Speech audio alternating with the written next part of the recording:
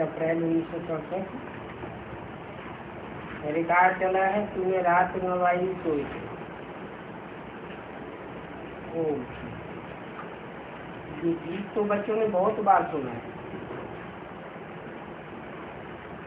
रूहानी बच्चों को रूहानी बाप सावधानी देते हैं कि अब यह समय गंवाने का नहीं है,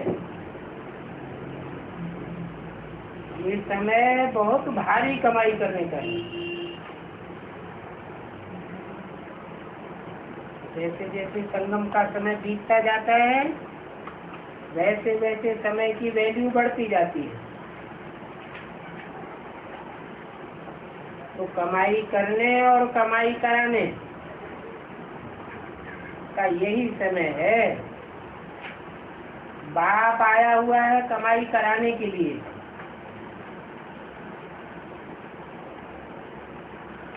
और कमाई भी जिनको जितनी करनी होगी वो तो कर लेंगे। यह है अविनाशी ज्ञान रत्नों की झोली भरने की कमाई, और ये कमाई भविष्य के लिए है, वर्तमान जीवन के लिए नहीं है।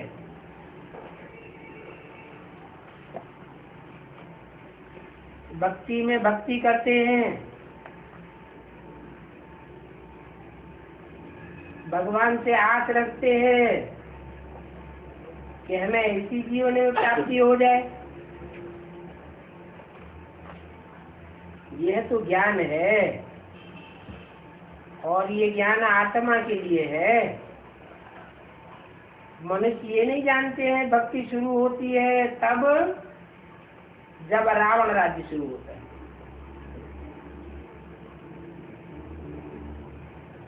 फिर ज्ञान मार्ग तब शुरू होता है जब बाप आकर के राम राज्य स्थापन करते हैं। क्या ज्ञान मार्ग कब शुरू होता है?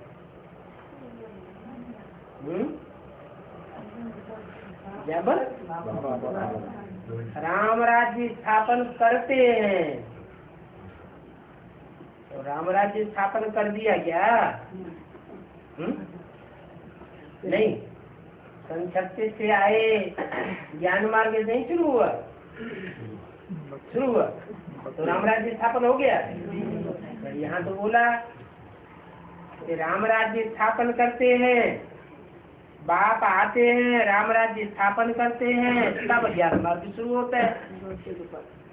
तो राम राज्य तो स्थापन हुआ नहीं अभी, तो ज्ञान मार्ग स्थापन हो गया क्या? ज्ञान मार्ग की शुरुआत कहे 76 से कहे राम राज्य स्थापन हो गया।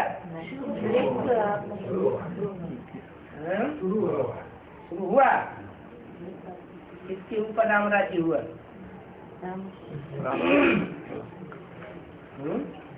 राम का राज्य किसके ऊपर शुरू हुआ? सीता के ऊपर शुरू हुआ? अरे अपनी घरवाली के ऊपर ही राम राज्य स्थापन नहीं हुआ तो दुनिया के ऊपर कैसे होगा?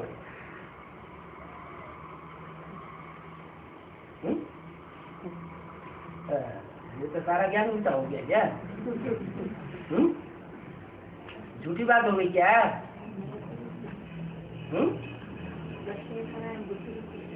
लक्ष्मी नारायण बुद्धि रूपी क्षेत्र में राम राज्य स्थापन हो गया। किसके बुद्धि रूपी क्षेत्र में? लक्ष्मी नारायण, लक्ष्मी और नारायण। लक्ष्मी के ऊपर भी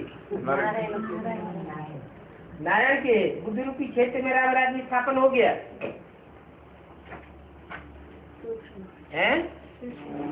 क्योंकि 66 का घोषणा 66 की घोषणा तो थी कि 10 वर्ष में राम राज्य स्थापन हो जाएगा, तो बुद्धि रूपी धरणी हो गई और राज्य किसका हुआ? अरे नारायण की तो बुद्धि रूपी धरणी है, राज्य किसका शुरू हो गया?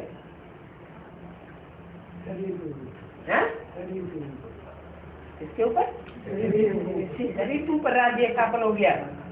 नारायण की बुद्धि रूपी धरिणी ने अपने शरीर के ऊपर राज्य स्थापन कर लिया।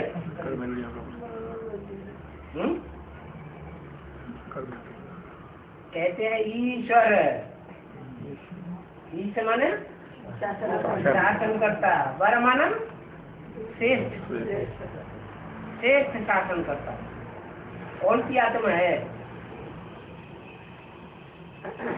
श्रेष्ठ से श्रेष्ठ शासन करने वाली आत्मा कौन सी है? शिव। तो सन 36 में भी शिव ने प्रवेश किया। जिसने प्रवेश किया वो बुद्धि रूपी धरणी हो गई। क्या? धरणी को माता कहा जाता है, और जिसने प्रवेश किया वो पिता हो गया।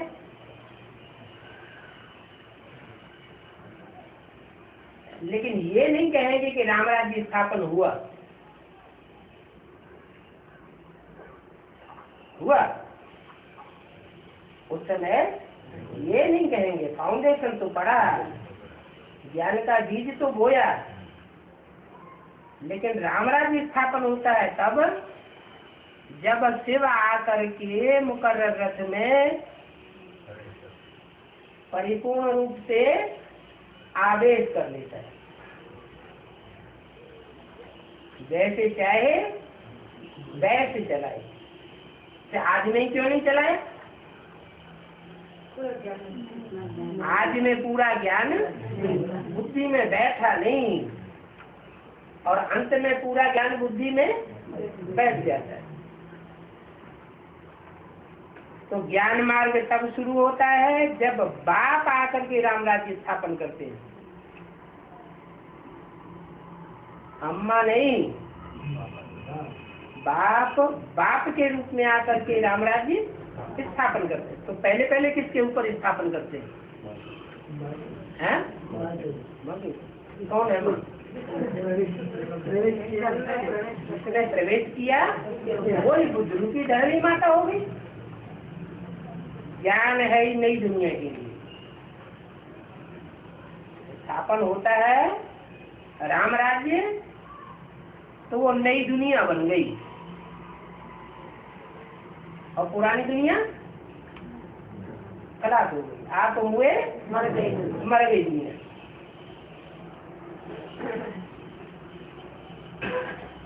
तो नई दुनिया के लिए ज्ञान होता है। पुरानी दुनिया खलास हुई तो नई दुनिया शुरू होती है। भक्ति है पुरानी दुनिया के लिए, और ज्ञान है नई दुनिया के लिए। अभी बाप कहते हैं पहले तो अपने को देही अभिमानी समझना है, और राम राज्य में जाना है तो क्या करना है? पहले अपने को देही अभिमानी बनाना है। मैं आत्मा ज्योति बिंदु, शरीर विनाशी और आत्मा अविनाशी आत्मा।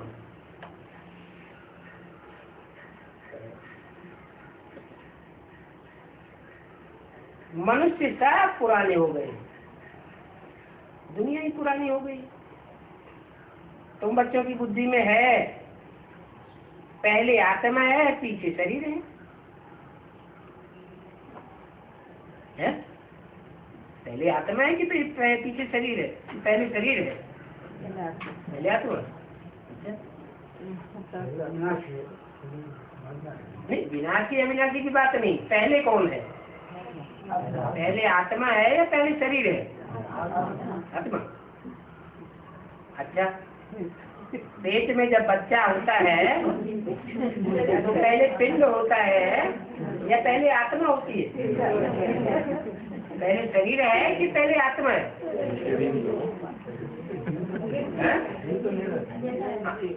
नहीं रहता ना।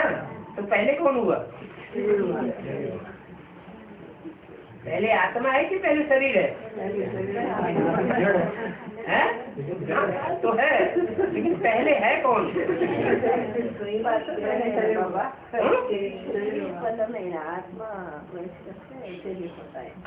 आत्मा बाद में प्रवेश करती है। जब पहले शरीर होता है, पहले आत्मा होती है। दोनों में से पहले कौन होता है? पहले शरीर होता है, आत्मा बाद में आती है।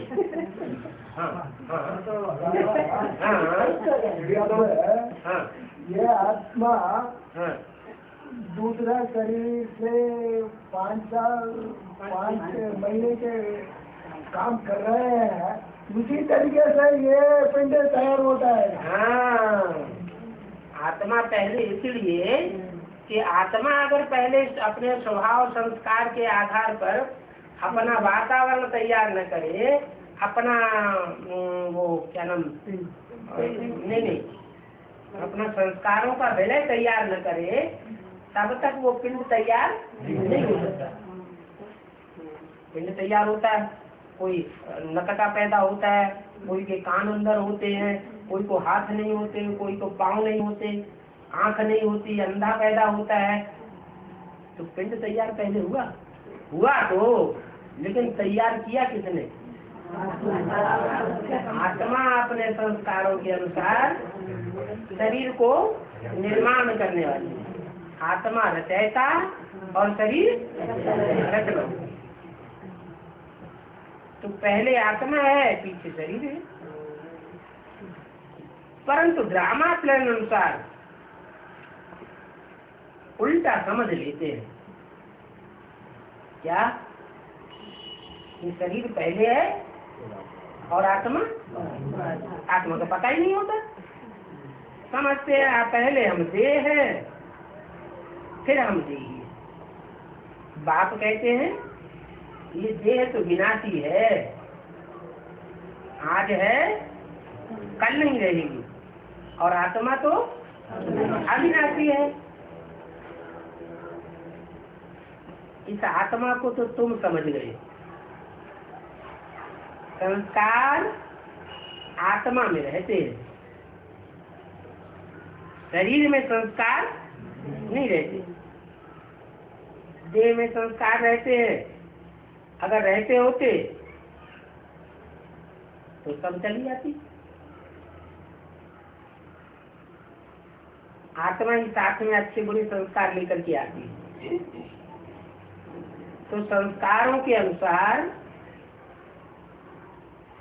उनका जो वातावरण तैयार होता है, जो वाइब्रेशन बनते हैं आत्मा के, स्वभाव संस्कार के आधार पर उनसे शरीर बनता है। शरीर की पिंड की रचना होती है।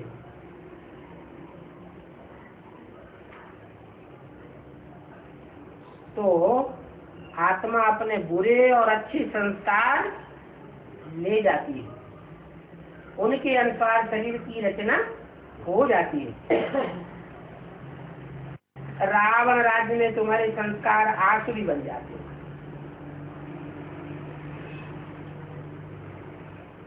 क्यों? रावण राज्य में तुम्हारे संस्कार आसुरी बन जाते हैं, और राम राज्य में तुम्हारे संस्कार दैवी रहते हैं।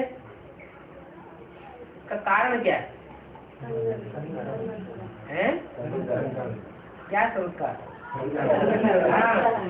वहाँ जो हमको जैसे सत्युग त्रेता में जन्म होता है, तो पूर्वजन्म के संस्कारों के अनुसार वहाँ भी तो अपने संस्कारों के आधार पर ही पिंड तैयार होता होगा, लेकिन वो पिंड दैवी पिंड तैयार होता है, आसुरी पिंड नहीं बनता। और यहाँ द्वापर कलयुग में रावण राज्य में आसुरी पिंड बनता है। क्यों बना?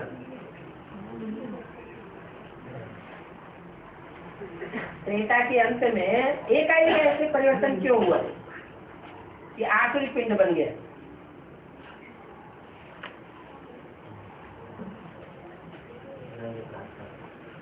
जो पिंड की रचना होती है वो काहे से होती है?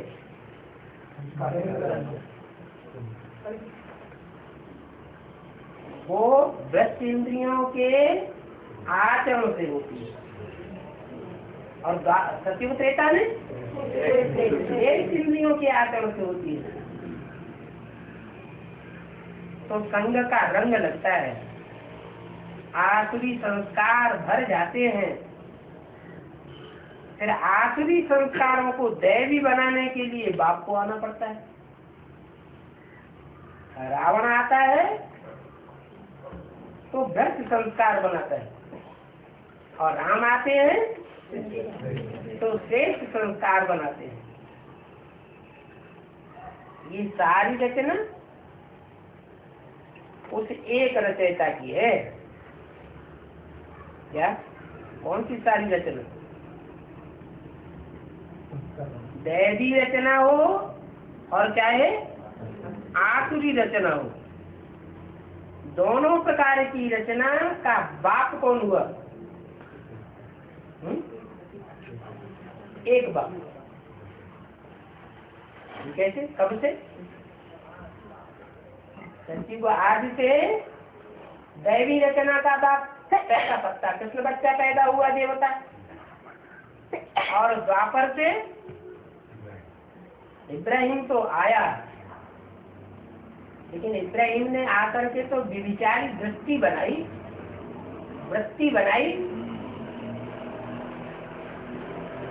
लेकिन वृत्ति इंद्रियों से आचरण कब से शुरू हुआ? कुरान में लिखा है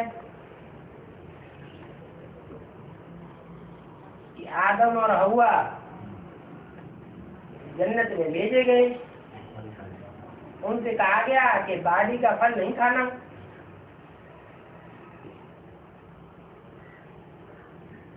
कई जन्मों तक उन्हें याद रहा, बाद में भूल गए।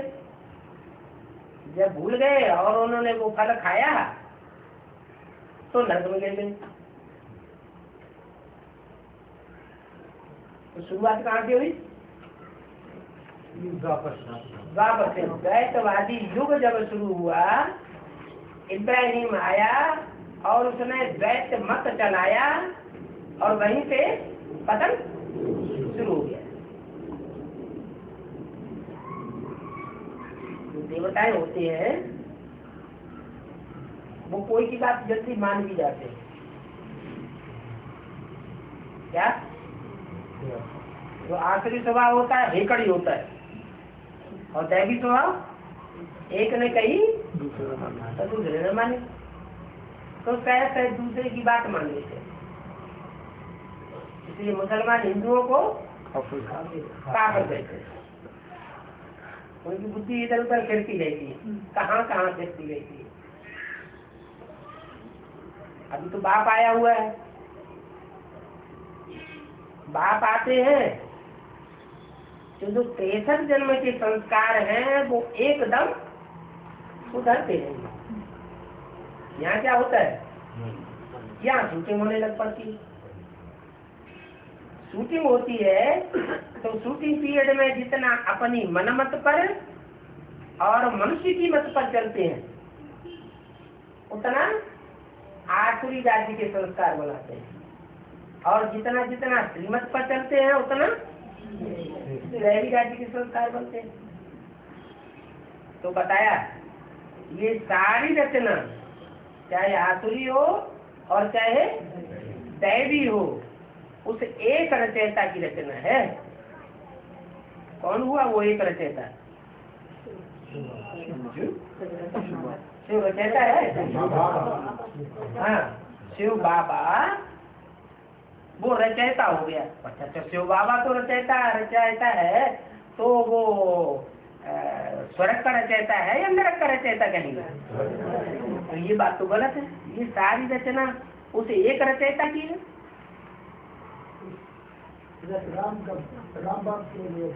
हाँ, राम वाली आत्मा जो है वो उतरती कला के भी और चढ़ती कला के भी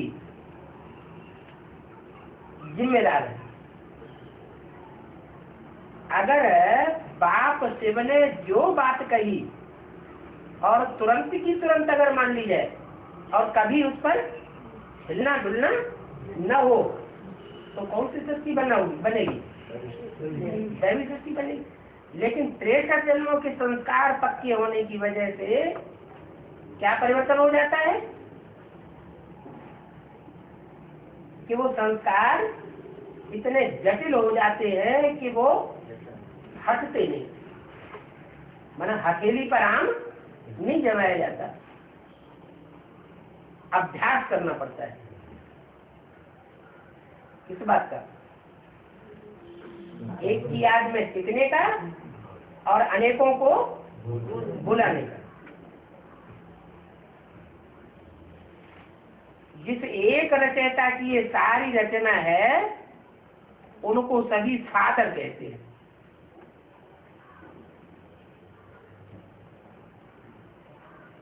कौन सा फादर? रचयिता और रचना की जहाँ बात आएगी तो फादर कौन सा होगा?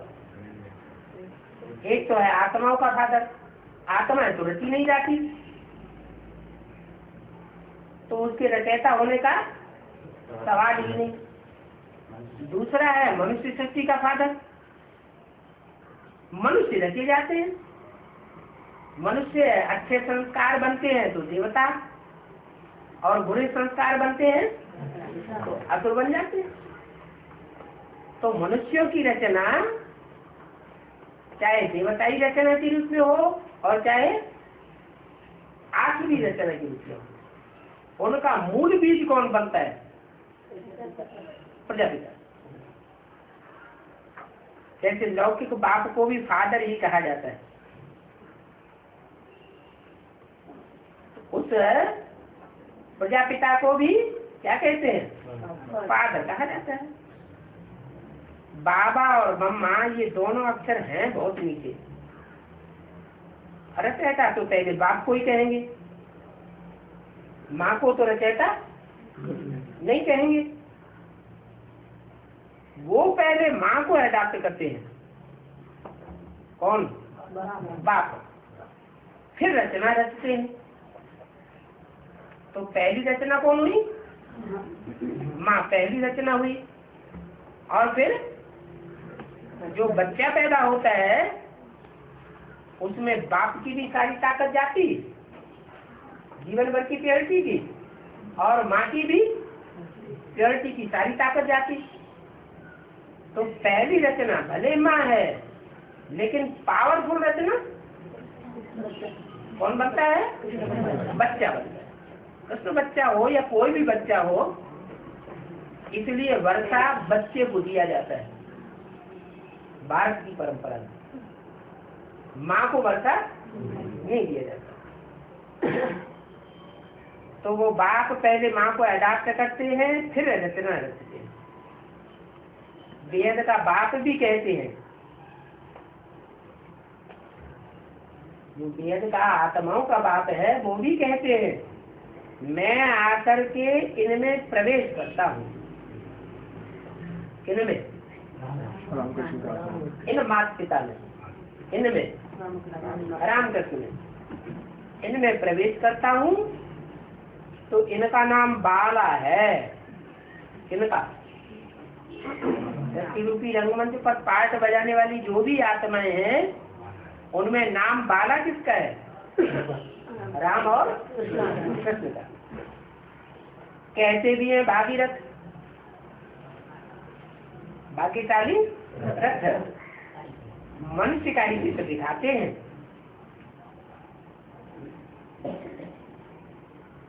ऐसे तो 10 अवतार कह दिए, 24 अवतार कह दिए हैं, लेकिन मैं मनुष्य तन में आता हूँ, जानवरों में वास्तव में प्रवेश नहीं करता हूँ। इसलिए मनुष्य का चित्र दिखाते हैं। कोई बैल आदि तो नहीं है क्या? मैं बैल में प्रवेश नहीं करता हूँ, इसमें आता हूँ मनन चिंतन मंथन करने वाले मनुष्य में आता हूँ। भागीरथ मनुष्य का ही तन है। भागीरथ कोई बैल का तन या कोई जानवर आदि का तन, कच्छमच्छावतार का तन नहीं है। उसको भाग्यशाली रथ कहेंगे। कच्छ मच्छ अवतार को या बैल को भागीरथ कहेंगे? बाप ही आकर बच्चों को अपना परिचय देते हैं। तुम हमेशा कहो कि हम बाप दादा के पास जाते हैं। उसके बाद बाप दादा के पास। अगर सिर्फ बाप कहेंगे तो वो निराकार हो जाता है। हाँ, तो हमेशा कहो हम बाप दादा के पास जाते हैं।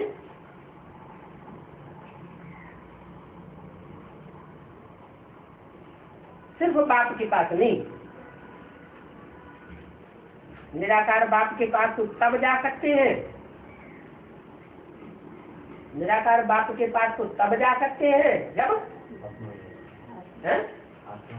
हाँ, जब शरीर छोड़ दे, जब देह का भान छोड़ दे तो हम किसके नजदीक हुए? बाप निराकार के नजदीक हुए। और जब तक देह भान नहीं छोड़ा है तब तक किसके पास जाते हैं? बाप और दादा के पास।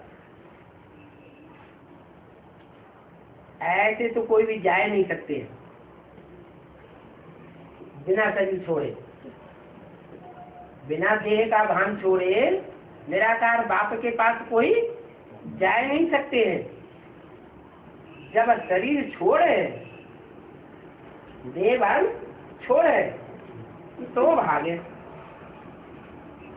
इसका मतलब है अभी तक निराकार बाप के पास कोई पहुंचे ही नहीं। और बाप कहाँ का वासी है? परम धाम का वासी। तो परम धाम वासी अभी कोई हुए ही नहीं है। परम धाम वासी कोई हुए नहीं, सब साकार दुनिया के वासी है। जो भी ब्राह्मण बच्चे हैं सब कहाँ के वासी हैं? साकार दुनिया के वासी। अच्छा, देवान कब छोड़ेंगे फिर? हैं?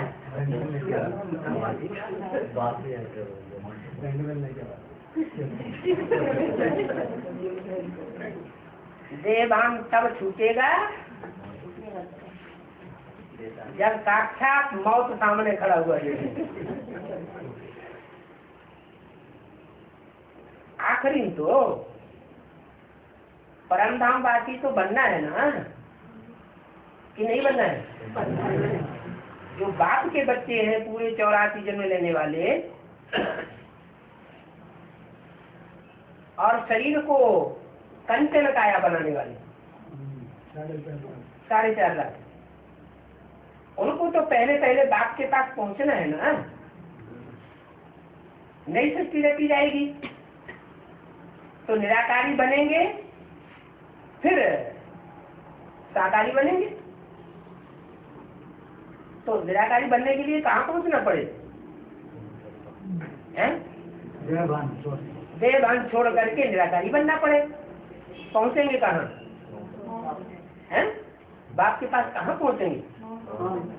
माउंट आबू पहुंचेंगे। तो क्या सही छोड़ के पहुंचेंगे?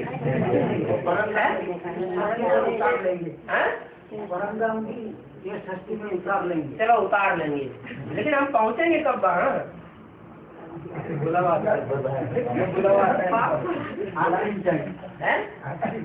बुलावा आएगा कि सर छोड़ के आ जाओ।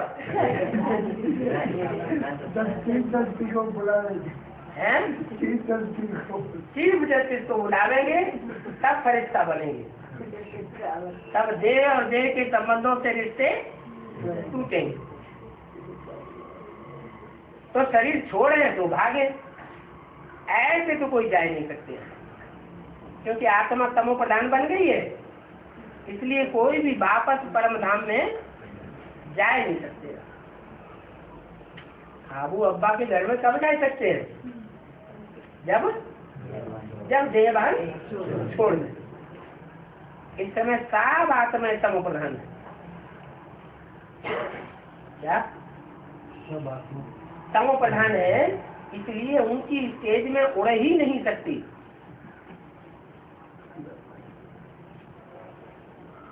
ऊंची स्टेज में उड़ नहीं सकती तो ऊंचे से ऊंचे धाम में जा नहीं सकती। क्यों नहीं जा सकती?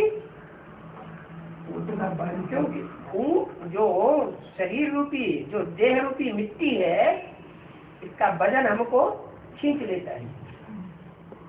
देह का संबंध, देह के पदार्थ, अपनी देह का आकर्षण, पराई देह का आकर्षण, वो खींचता रहता है। ये नॉलेज बाप ही आकर के देते हैं। क्या ये कौन उड़ के पहले पहुंचेंगे? हैं? कौन पहुंचेंगे? मेरा चाचा, मेरा नाना, मेरा काका, मेरा ताऊ, मेरा मकान, है? मेरा बैंक बैलेंस, जिनकी बुद्धि में ये रखा रहेगा वो पहले पहुंचेंगे, या नष्टो मोहा लब्धा पहले पहुंचेंगे? मेरा तो एक बाप, दूसरा नहीं कोई। तो ये नॉलेज बाप के ही पास है। क्या? कौन सी नॉलेज? जो नष्टो मोहा स्मृति लब्धा बनाती है। बाप है ज्ञान का सागर। कोई पानी की बात नहीं है। क्या? पानी को भिगोने से कोई मक्खन सार नहीं निकलता है, पानी का पानी ही रहेगा। ये तो क्षीर सागर में दिखाते हैं। कहते नारायण भगवान और क्षीर सागर में पड़ा हुआ है। तो जो ज्ञान का सागर है वो पानी की बात नहीं है, वो तो ज्ञान रत्नों का भंडार है। उनमें नॉलेज है। नॉलेज पानी को नहीं कहा जाता। क्या? पानी को कितना भी मत हो, उसमें कोई सार निकलने वाला नहीं है। तो पानी नदियों में होता है, पानी पोखरों में होता है, जल सागर में पानी होता है, लेकिन ज्ञान सागर में पानी नहीं है। जैसे मनुष्य को बैरिस्ट्री आदि की नॉलेज होती है, ऐसे ही बाप को भी नॉलेज है। इस नॉलेज के लिए ऋषि मुनि आदि सब कहते थे कि हम रचयिता और रचना के आदि मध्य अंत को नहीं जानते। ये नॉलेज तो एक रचयिता ही जाने। ऋषि मुनि सब नेति नेति कहते गए, हम उसका आदि मध्य अंत नहीं जानते। तो कौन जानता है? जो रचयिता है वो ही जानता है। बीज को रचयिता कहा जाता है, झाड़ को रचना कहा जाता है। तो सत्य रूपी झाड़ के 500-700 करोड़ पत्ते सब रचना हो गए और बीज रचयिता हुआ। तो झाड़ का बीज रूप भी वो ही है। कौन? जो रचयिता है। सत्य की आदि मध्यंत का नॉलेज या इस ड्रामा की नॉलेज उनमें है। उनमें क्यों कहा? उसमें है ऐसे क्यों नहीं कहा? क्योंकि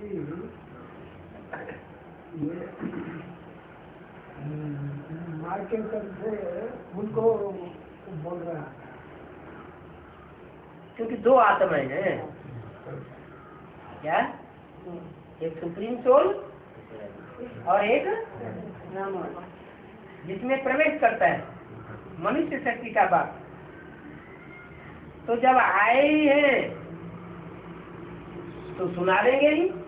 क्या? सत्य के आदि मध्य अंत की नॉलेज सुना देंगे। कोई भी मनुष्य को सत्य की आदि मध्य अंत की नॉलेज नहीं है। जो भी 500-700 करोड़ मनुष्य सृष्टि के पत्ते हैं, सृष्टि धारे के पत्ते हैं, उनमें किसी को ये नॉलेज नहीं है। अभी तुमको मिली।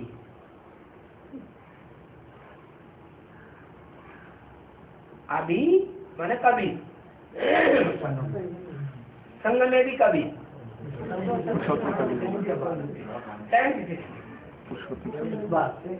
76 में अभी वो नॉलेज तुमको मिली है। तो तुम इस नॉलेज से मनुष्य से देवता बनते हो। नॉलेज पा करके फिर प्रारब्ध पाते हो। वहां फिर इस नॉलेज की दरकार नहीं रहेगी। कहाँ?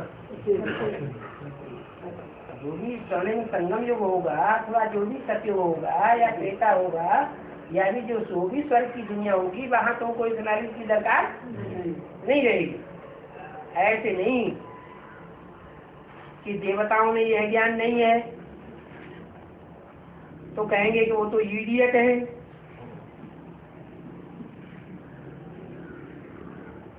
बस ये ज्ञान नहीं है, लेकिन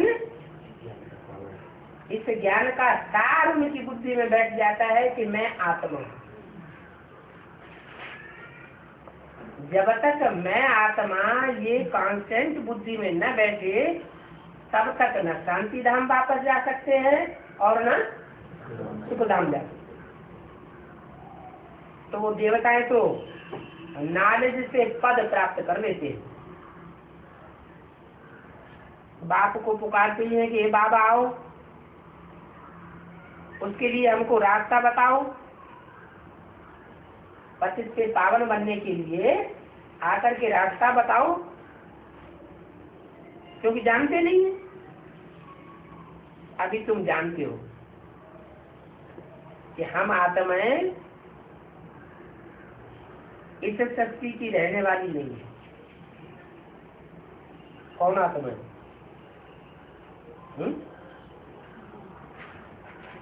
तुम जानते हो। तुम किससे कहा जाता है? जो सन्मुख बैठने वाले होते हैं, ईश्वर के सन्मुख बैठ करके पढ़ते हैं, उनसे कहा गया कि तुम जानते हो कि हम आत्माएं यहाँ की रहने वाली नहीं है। कहाँ की रहने वाली है? हम आत्माएं माने कितनी आत्माएं? 4.5 लाख आत्माएं जो आत्म की स्थिति को प्राप्त करती है, और बाकी सब देह वाली है। इसलिए वो देहधारी, देह के धाने में रहने वाले, वो पुरुषार्थ नहीं करते कोई आत्म की स्थिति में रहने का। और तुम पुरुषार्थ करते हो। तो तुम जानते हो हम आत्मा यहाँ की रहने वाली नहीं है। हम आत्मा परम धाम अथवा शांति धाम से आई है, ये तुम जानते हो। तुम्हारी बुद्धि में फिक्स बैठ जाता है हम कहाँ से आए हैं? शांति धाम से आए। वहाँ आत्मा शांत में रहती है। यहाँ आई है पाठ बजाने के लिए। पुराना शरीर आयरन इसमें हो जाता है, उसको कहते हैं पुरानी कलयुगी दुनिया। तो जरूर ये दुनिया नई भी थी, अभी ये दुनिया पुरानी हो गई है। वो नई दुनिया कब थी और कौन राज्य करते थे, ये कोई जानते नहीं। और तुमने अभी बाप द्वारा जाना है कि एकदम जब नई दुनिया होती है तो प्रधान, तो उसमें कौन राज्य करते थे? लक्ष्मी नारायण राज्य करते थे। और बाप है ज्ञान का सागर, पुकारते भी है कि हे बाबा आकर के हमारे दुख हरो और सुख शांति दो। मनुष्य तो न आत्मा को जानते हैं न परमात्मा को जानते हैं। बल सन्यासी बड़े बड़े सोने चांदी के सिंहासन पर बैठते हैं, काय के सिंहासन पर? सोने के सिंहासन पर बैठेंगे और चांदी के सिंहासन पर बैठेंगे, परंतु जानते कुछ भी नहीं। उनकी कंपटीशन में फिर राजाएं आदि तख्त पर बैठने वाले, उन राजाओं को भी अपना कितना अभिमान रहता है। वो राजाएं भी जो तख्त बनाते हैं, बहुत कीमती तख्त बनाते। 25 अप्रैल 1967 की वाणी का दूसरा दिन। बाप कहते हैं इन सबका है यह मिथ्या अभिमान। क्या कि आर्टिफिशियल सोने और चांदी के तख्त बनवाते हैं और उनके ऊपर बैठते हैं। इनका तो है मिथ्या अभिमान। और तुम्हारा है? तुम्हारा कौन सा है अभिमान? मिथ्या माने झूठा। अभिमान है झूठे अभिमान में है, और तुम्हारा है सच्चा अभिमान। क्या सच्चा अभिमान है? तुमको कौन सा तख्त मिलता है? तुमको वास्तव में सोने चांदी का तख्त मिलता है क्या? उनको आर्टिफिशियल सोने चांदी का तख्त मिलता है, और तुमको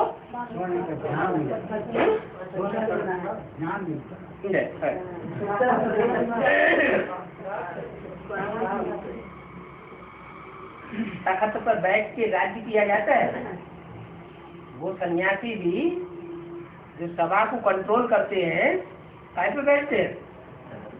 तख्त पर बैठते हैं, सिंहासन पर बैठते हैं। वो राजा भी सिंहासन पर बैठता है। आधार लेता है ना, राज्य चलाने के लिए किसका आधार लेता है? तख्त तो बैठता है।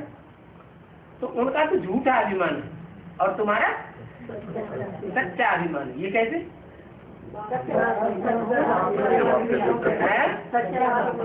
नहीं, मैं आत्मा हूँ, शरीर पर बैठ करके। हाँ, तुम्हारा है अकाल तख्त। क्या तुम्हारा तख्त कैसा है? अकाल तख्त है, जिसको काल खा नहीं सकता।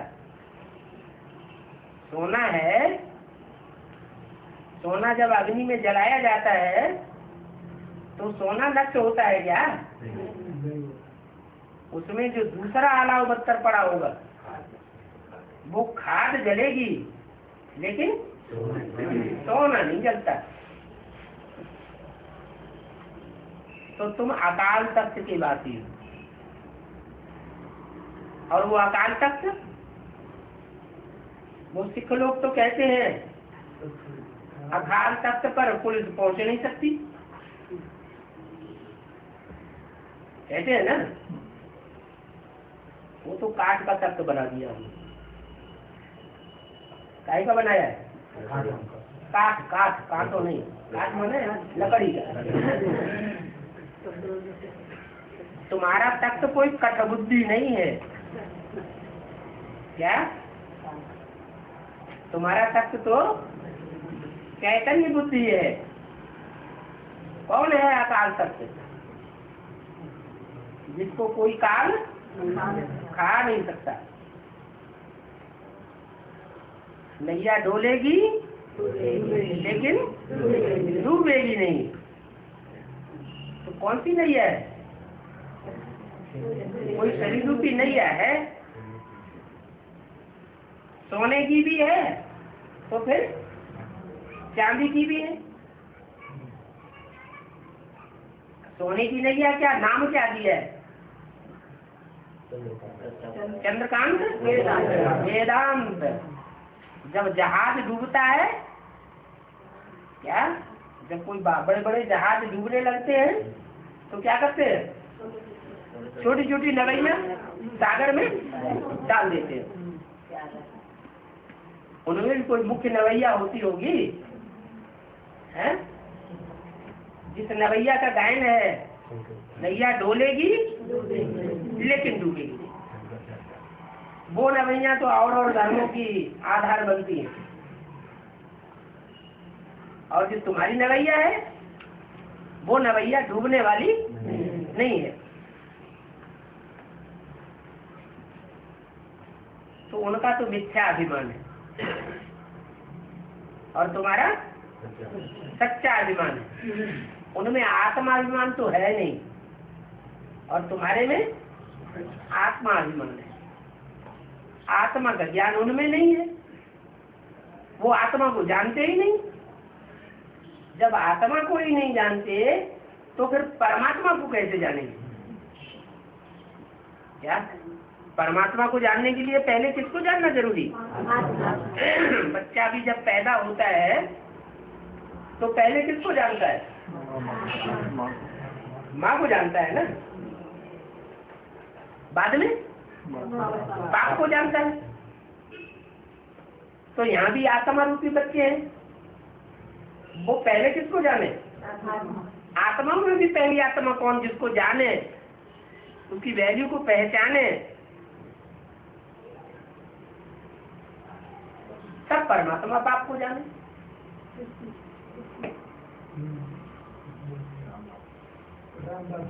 राम बाप आत्मा है कि परमात्मा? आत्मा कौन है? प्रजापिता वाली आत्मा, प्रजापिता वाली आत्मा ही तो आत्मा से परमात्मा बनती है। कोई दूसरी आत्मा से परमात्मा बनती है क्या? नहीं। तो आत्मा कौन हुआ?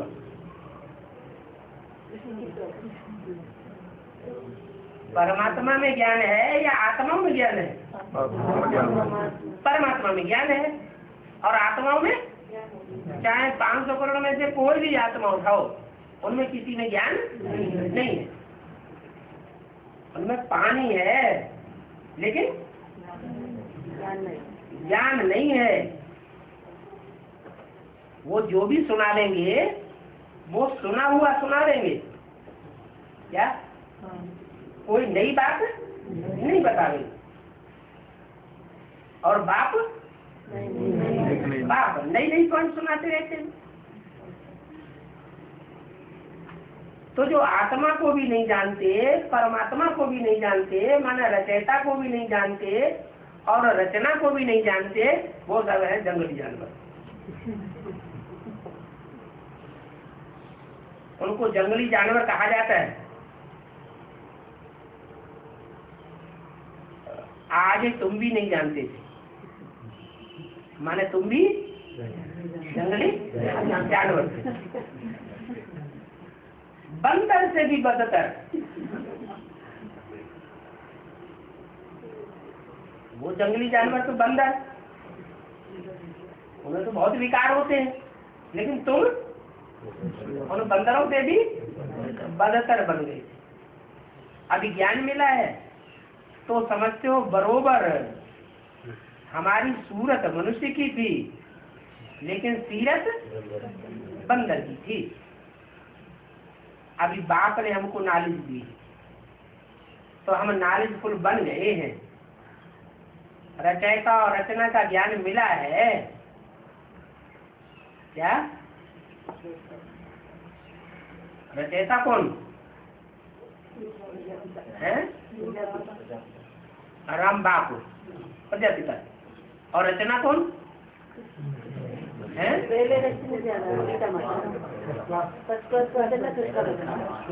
क्लास रचना कृष्ण और पहली रचना गीता माता। तुम जानते हो भगवान हमें पढ़ाते हैं,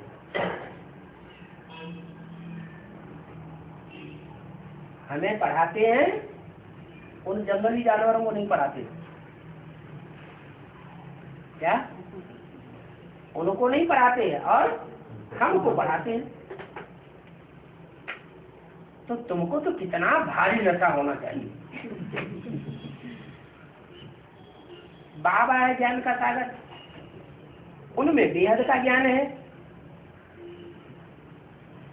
तुम किसके पास भी जाओ तो सत्य की आदि मध्य अंत का ज्ञान तो क्या, परंतु हम आत्मा क्या चीज है वो भी नहीं जानते हैं। बाप को याद भी करते हैं कि हे दुख करता, हे सुख करता,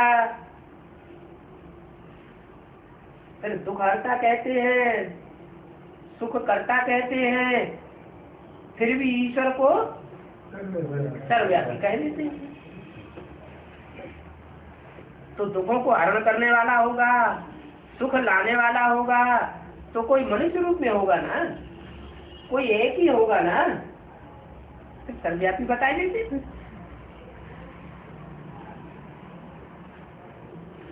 ईश्वर को सर्वव्यापी कह देते हैं। ड्रामानुसार उनका भी कोई दोष नहीं है। क्यों? उनका दोष क्यों नहीं है? जो ईश्वर को तेरे में, मेरे में, वेदारी गुरुओं में व्यापी बताए लेते हैं, समझ लेते हैं, सर्वव्यापी समझ लेते हैं, तो उनका दोष नहीं है,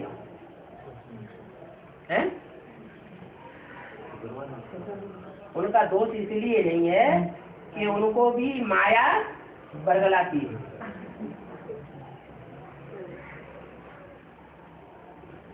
माया बिल्कुल ही तमो प्रधान तुच्छ बुद्धि बना देती है।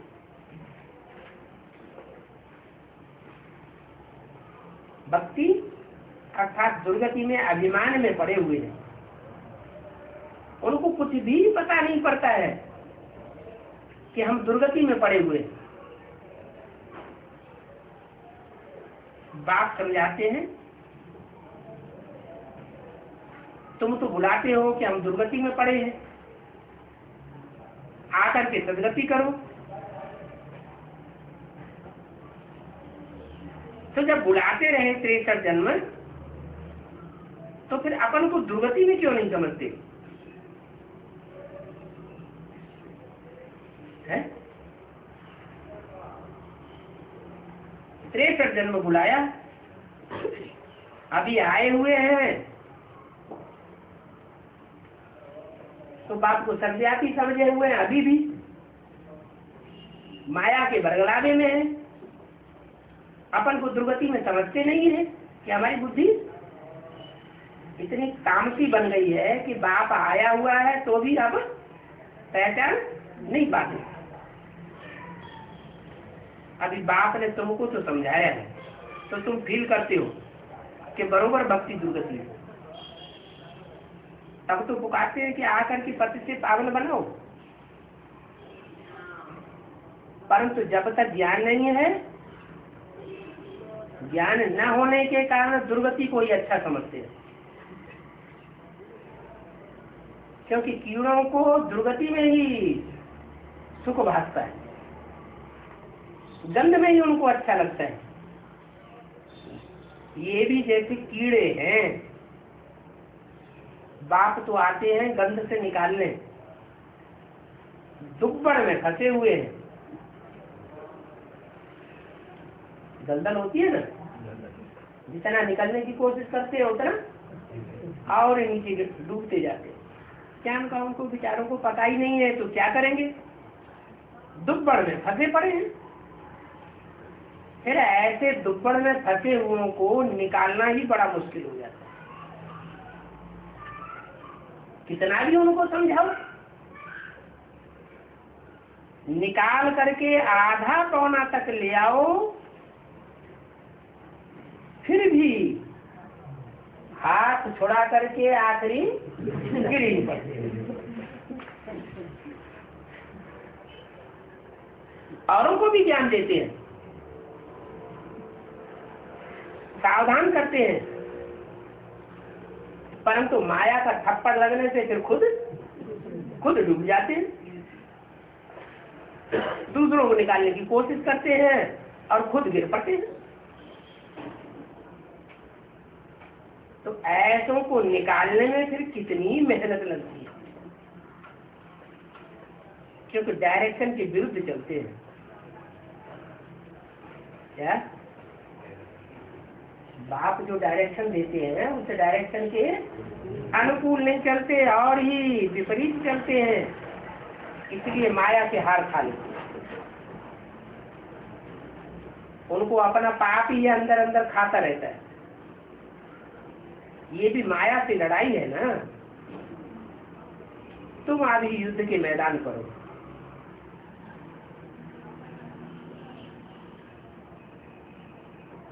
वो है बाहुबल से लड़ने वाली हिंसक सेना। कौन है? दुनिया, ब्राह्मण की दुनिया में नहीं है, हैं? ब्राह्मण की दुनिया में नहीं है। बाहुबल से लड़ने वाली हिंसक सेना ब्राह्मणों की दुनिया में भी है या नहीं है? है। बाहर की दुनिया की तो बात ही नहीं करते, वो तो आप मुए मर गई दुनिया। वो दुनिया तो हमारी खलास हो गई जब से ज्ञान में आए। वो है बाहुबल से लड़ने वाली हिंसक सेना और तुम हो सच्चे सच्चे आशिक। क्या आशिक और मासूक होते हैं तो एक दूसरे को इतना प्यार करते हैं कि एक दूसरे की बात पर जान भी देने को कुर्बान हो जाते हैं। तो बाप ने क्या बताया है? हाँ, बाप ने बताया आत्माभिमानी बनकर रहना है। अपने को देह समझेंगे तो बाहुबल चला देंगे, जब देह समझेंगे ही नहीं तो बाहुबल चलाने की बात आती नहीं। तो तुम राज्य लेते हो अहिंसा से। क्या तुम्हारी रूहानी लड़ाई है, तुम्हारी कोई जिस्मानी लड़ाई नहीं है। और हिंसा भी दो प्रकार की होती है। एक है काम कटारी की हिंसा और दूसरी है किसी को मारने पीटने की हिंसा। तुम अभी डबल अहिंसक बनते हो, न काम कटारी चलाते हो और न मारपीट करते हो। तो यही योग बल की लड़ाई को कोई दूसरे जानते नहीं है। तुम इस लड़ाई को अच्छी रीति जान गए। अहिंसा किसको कहा जाता है यह भी कोई नहीं जानते। भक्ति मार्ग की सामग्री कितनी भारी है। गाते भी है पतित पावन आओ, परंतु मैं कैसे आकर के पावन बनाता हूँ ये कोई जानते नहीं। गीता में भूल कर दी। क्या गीता में क्या भूल कर दी? गीता में ये भूल कर दी कि गीता के दिल पर किसकी छाप लगाई दी? कृष्ण की छाप लगाई दी। कृष्ण बच्चे को गीता पति भगवान बनाई दिया,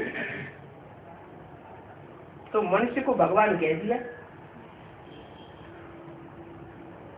जो मनुष्य है उसको भगवान बनाई दिए। शास्त्र मनुष्यों ने बनाए हैं, शास्त्र कोई भगवान ने नहीं बनाए हैं। मनुष्य ही बनाते हैं, मनुष्य ही पढ़ते हैं। जो देवताएं हैं उनको तो शास्त्र आदि पढ़ने की दरकार भी नहीं है। क्या जो देवात्माएं हैं 84 जन्म पक्के लेने वाले हैं उनको कोई भी शास्त्र आदि पढ़ने की दरकार नहीं है। क्यों?